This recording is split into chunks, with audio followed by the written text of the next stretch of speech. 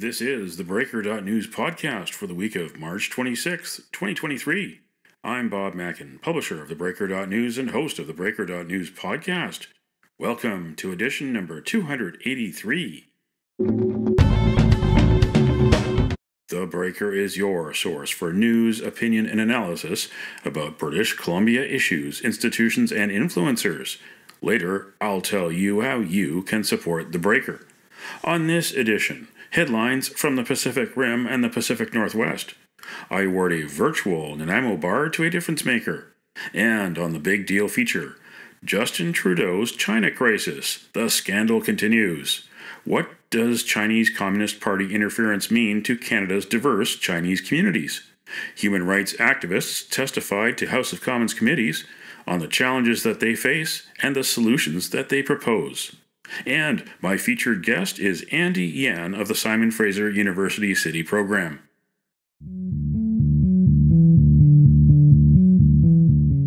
This is the big deal feature on the Breaker.news podcast.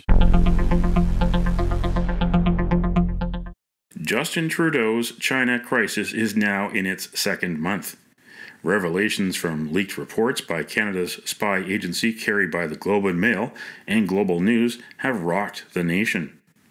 Evidence of Communist China's meddling in the 2019 and 2021 federal elections and the 2022 Vancouver civic election. Trudeau asked former Governor General David Johnston and two national security committees to study the issue.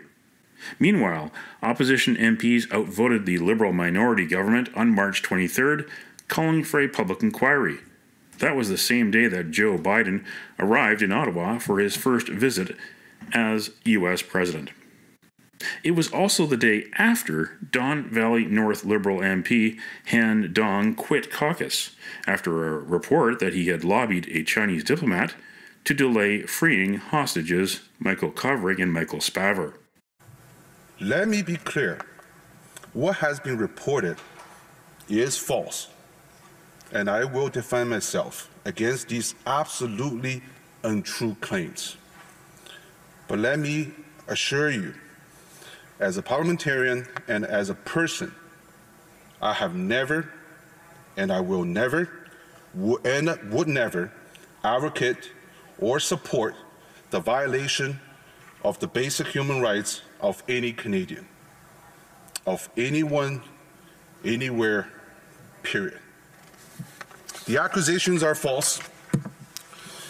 My family came to Canada for freedom. Representatives of human rights groups across Canada have testified to House of Commons committees about the challenges they face and the solutions they propose to battle the Chinese Communist Party's reach into Canada. From the March 10th meeting of the Committee on Ethics and Access to Information, Chuk Kwan, co-chair of the Toronto Association for Democracy in China.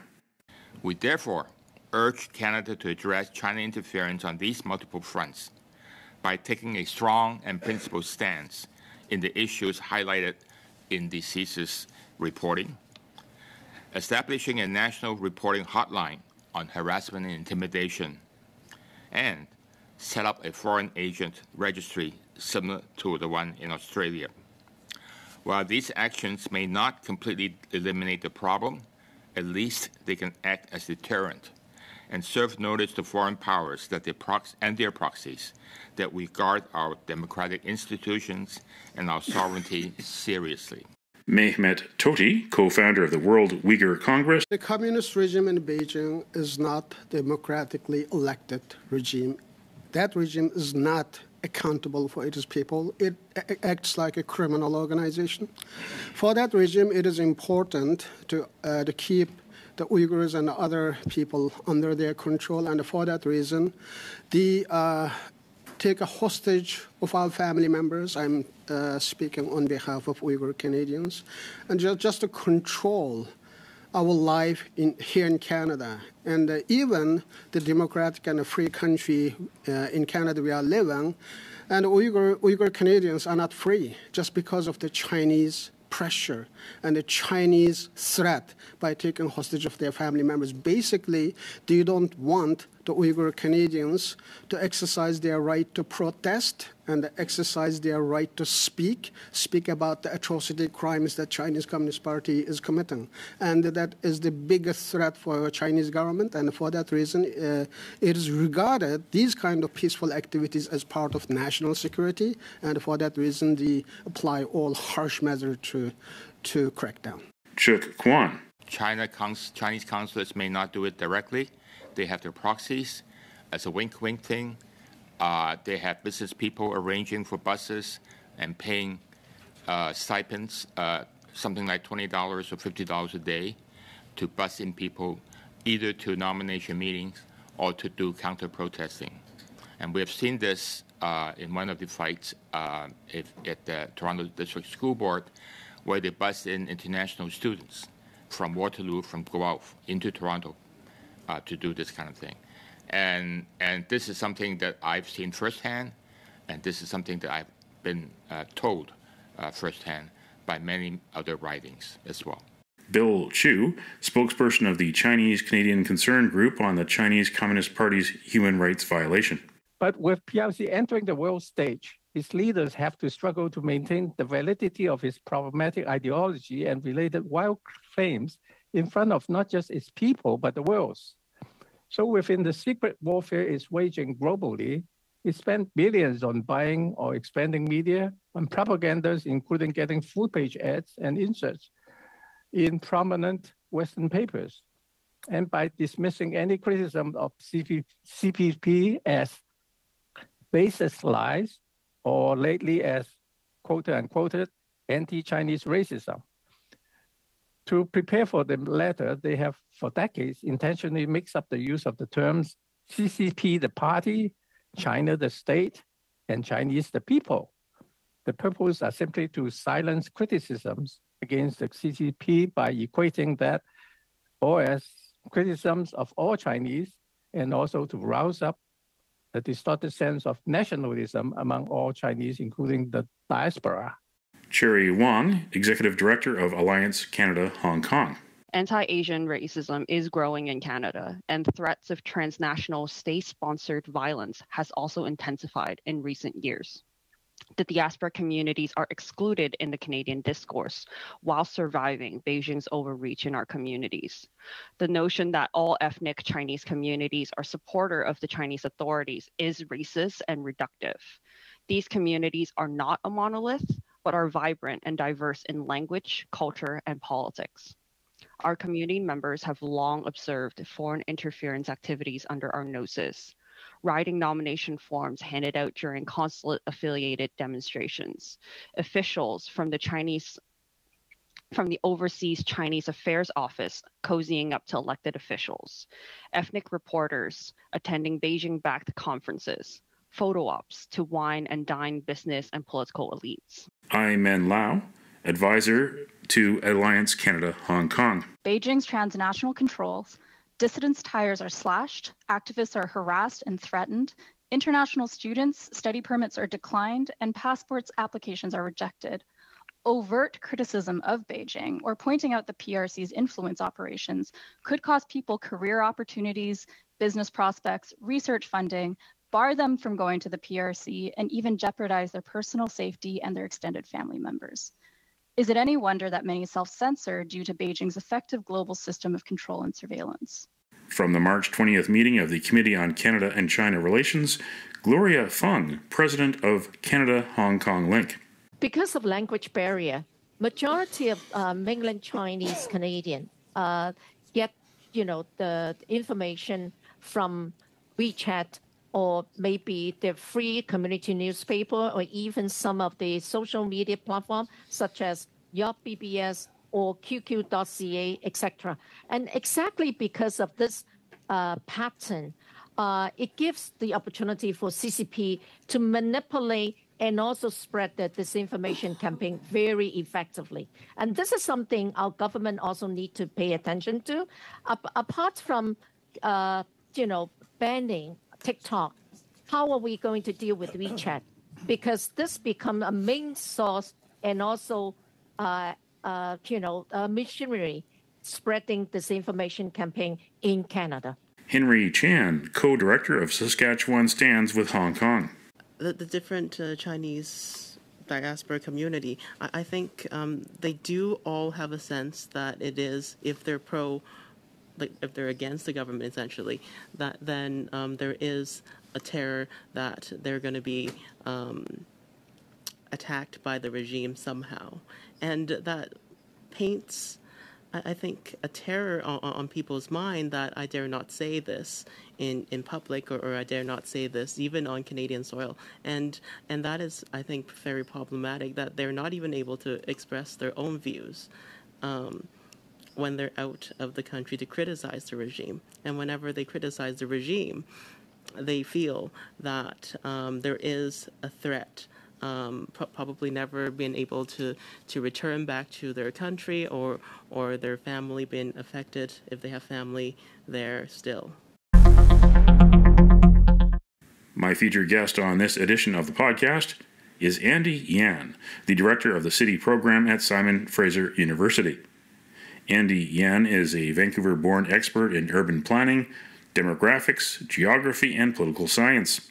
You analyze demographics. Give us a bit of a taste of what the Chinese community in Vancouver and in Canada looks like in 2023. This is very much the start of my academic and professional careers, was very much looking and sharing about what was in the Chinese Canadian community, because I like to think I am part of that vastly diverse community that has helped shape this country from the very start. It's from that kind of initial academic and professional beginning.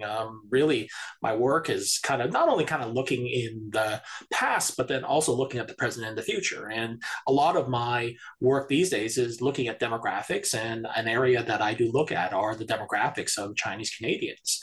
And I think that it's very much a tremendously diverse community that I think have a huge spectrum of experiences in the country, through which, currently today forms the second largest racialized minority group in the country, second to South Asians at 5% of the population in Canada, which are those who have claimed themselves as Chinese Canadians.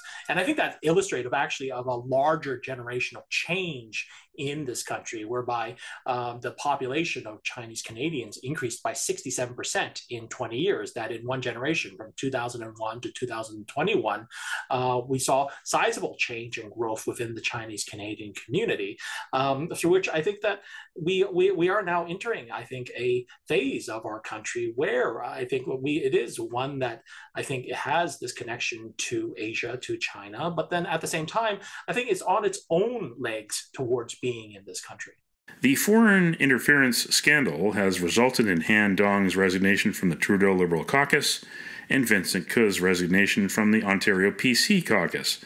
Meanwhile, Trudeau-appointed Senator Yun Pa Wu, who represents BC, has accused reporters of stoking anti-Chinese McCarthyism. But, at its root, this is a story not about race. It is a story about a foreign dictatorship, the Chinese Communist Party, spreading its influence in Canada, a parliamentary democracy.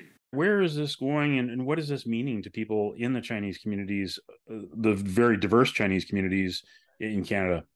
Well, I think it's the fact that we live in a transnational world, that Canada is connected by a flow of people and money from all over the world. And in this case, one of those parts of the world is China.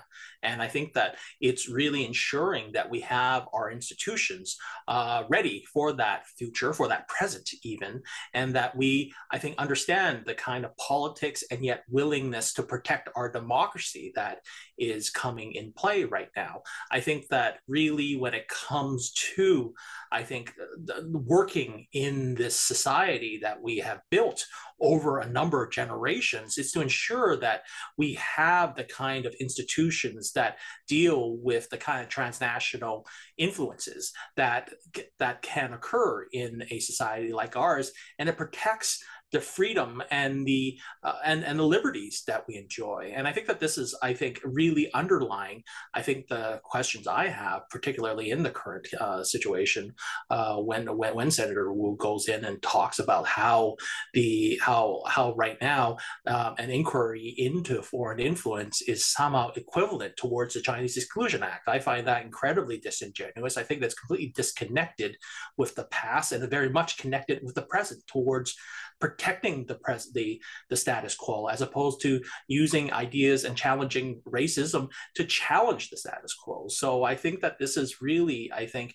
an element through which we actually don't necessarily understand the country that we've built, much less the kind of need for institutions to modernize themselves to the threats to those who are members of this incredibly, tremendously diverse country that foreign powers can have today. Tell the listeners about your family history of what your family overcame, and how that's shaped you as a person, as an academic. Mm-hmm.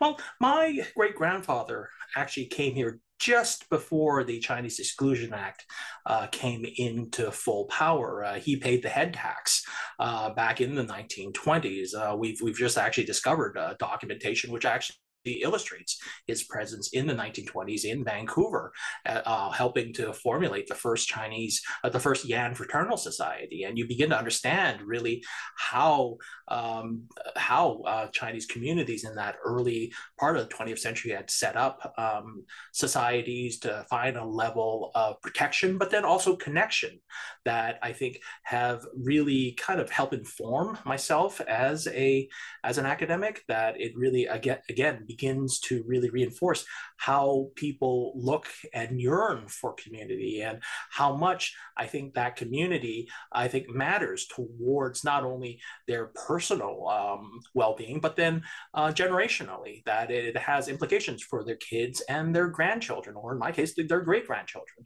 And I think that together we really talk about the tremendous, I think, society we've built, that I think we face tremendous, I think, challenges from the past, but yet at the same time, I think our present and our future, I think, offers an example to the rest of the world, as opposed to one that I think is constantly mired towards the kind of, I think, the politics of grievance that seems to be quite popular amongst certain parts of our leadership these days.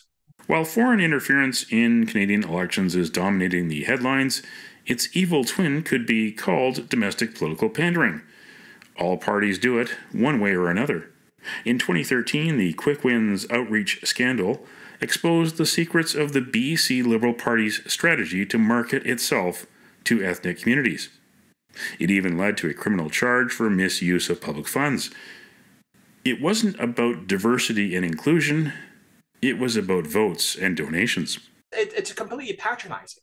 It assumes that being Canadian is transactional, that we only are here together because of a series of transactions, as opposed to the kind of relational elements of forming a country, forming a nation. That I think that we are hopefully we are one of the very few countries that are breaking away from being an ethnic state and really breaking into a multi-ethnic state, and one through which I think engages the differences that we have, but yet find this mutual connection towards towards building a bigger country through which can meet the challenges that are, I think, really coming quite quickly in terms of things like climate change, economic inequality, and I think meeting that challenge. But I think that really the kind of, I think, world, I think, through which I think has been posed by some of the responses towards how I think this is an attack on Chinese Canadians, I think really fails the fact that we need to really engage this issue of foreign interference, specifically for the protection of Chinese Canadians, for the protection of all Canadians, as we defend the institutions through which we treasure as Canadians. A proposed remedy to foreign interference is a registry of foreign agents. Anyone from any other country that wants to change a Canadian law or gain a contract from the federal government would have to register. Mm-hmm. And I think it's very important to also add, there are functioning examples of these registries in Australia and the United States. that this isn't an example. Again, I've talked about this in terms of real estate. This isn't an example of Canada leading, but this is where we're following really what other countries have done in attempts to protect their democracies. And I think that another element that I think is important to note about Canada is how we hold power accountable. That I think that we have this very unique system through which it doesn't matter who you are. Because if you are in elected office, in power, you are made accountable. That it doesn't matter if you're the Prime Minister of Canada, you actually go in every day in question period and are absolutely peppered towards questions of your of how you govern. And I think that that's a unique part of who we are, because we hold power to account. And I think that this is something that I think there are attempts to show that no, that there, I think, certain actions, which I think tremendously problematic, that it undermines the very democracy that our civilization is built within this country. This is really, I think, part of a larger challenge of being a multicultural state, of being, I think, a transnational one that I think has a history of transnational movements in this country. But yet, I think that with changes in technology, changes of flows of people, and the intensification of people's of flows and of people and money, that we need to make sure our institutions catch up to those changes, and that this is really, I think, a need to look at how our institutions protect minorities like Chinese Canadians, like so many others across this country, to keep our democracy transparent and accountable. Andy Yan, the director of the City program at Simon Fraser University, joining us as we continue to investigate foreign interference in Canadian elections and other aspects of Canadian life. Thanks again to Andy Yan for joining us on the Breaker.news podcast. Always a pleasure, Bob.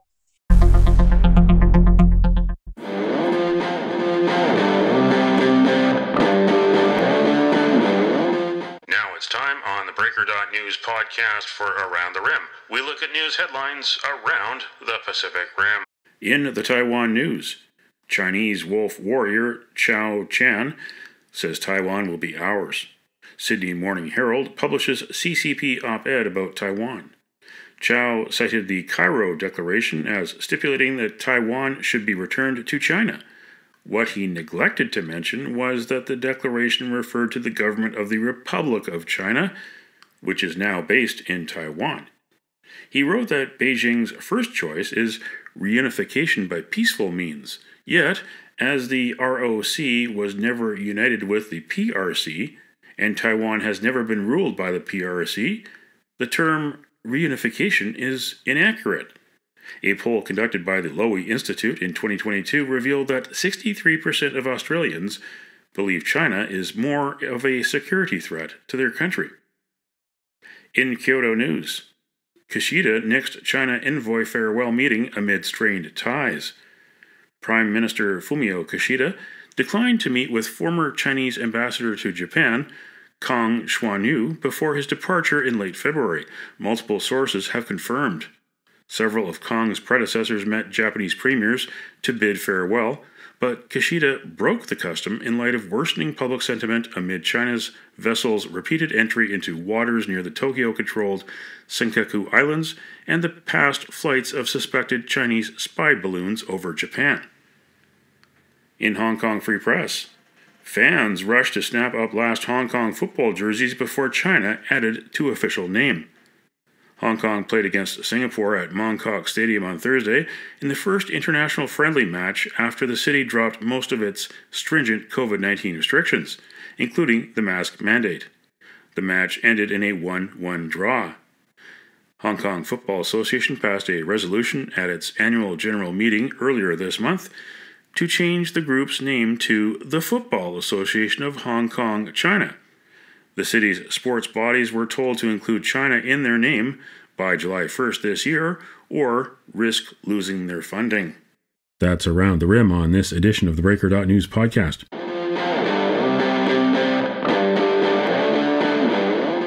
Now it's time on the theBreaker.news podcast for Cascadia Calling. We look at news headlines around the Pacific Northwest. In the Oregonian, Gordon Moore, visionary Intel co-founder who brought the company to Oregon, dies at 94 at his home in Hawaii. Before helping launch Intel with colleague Robert Noyce in 1968, Moore had predicted that the number of transistors on an integrated circuit would double annually as technology advanced, a maxim that became Moore's law. Today, chip makers want 1,000 acres for their new factories. Back then, factories were much smaller, and Intel only wanted 30 acres. Intel employs 22,000 people on that site. In Cairo news, 2 suspects wanted in connection to human trafficking ring that stretches across Washington. The suspects were identified as 60-year-old Lin Wei Yan and 43-year-old Yan Yang of Tacoma, according to the task force. Yan and Yang are facing charges of leading organized crime, promoting prostitution, and money laundering. Officials say human trafficking is a big issue across the state. In Czech news, annual walk to mark anniversary of Michael Dunahey's disappearance. Michael Dunahey was 4 years old when he disappeared on March 24, 1991, and his family continues to hold an annual walk to raise awareness of the ongoing search. In 2021, police released an age-enhanced sketch of what Michael might look like at age 34 to mark the 30th anniversary of his disappearance. Anyone with information about Michael's disappearance is asked to contact the Victoria Police Department's dedicated Michael Dunahey tip line. That phone number is 250-995-7444. That's Cascadia Calling on this edition of the Breaker.news podcast. Don't matter what color you are, 'cause love will conquer hate, so you won't stand alone, you won't stand alone.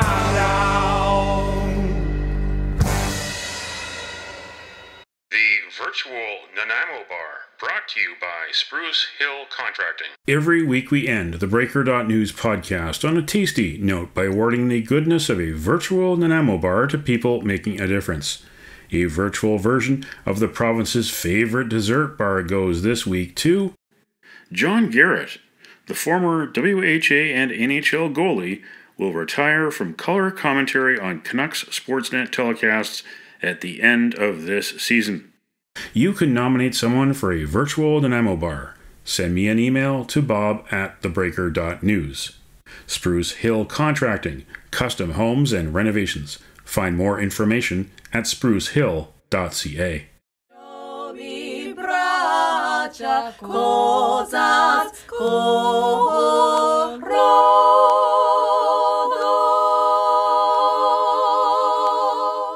That's it for the Breaker.news podcast for the week of March 26th, 2023. I'm Bob Mackin. Thanks for joining me. Did you know that on the 26th of March in 1915, the Vancouver Millionaires of the Pacific Coast Hockey Association won the Stanley Cup over the Ottawa Senators at Denman Arena in Vancouver? Now you know. Send me your feedback. Send me your story ideas to bob@theBreaker.news. Bookmark theBreaker.news. You can also find us at theBreaker.ca. Sign up for the email newsletter and get updates to your inbox. For news as it happens, follow The Breaker News on Twitter and visit theBreaker.news on Facebook. You can support The Breaker for as little as $2 a month. For more information, go to patreon.com/thebreakernews. That's patreon.com/thebreakernews. Until next week.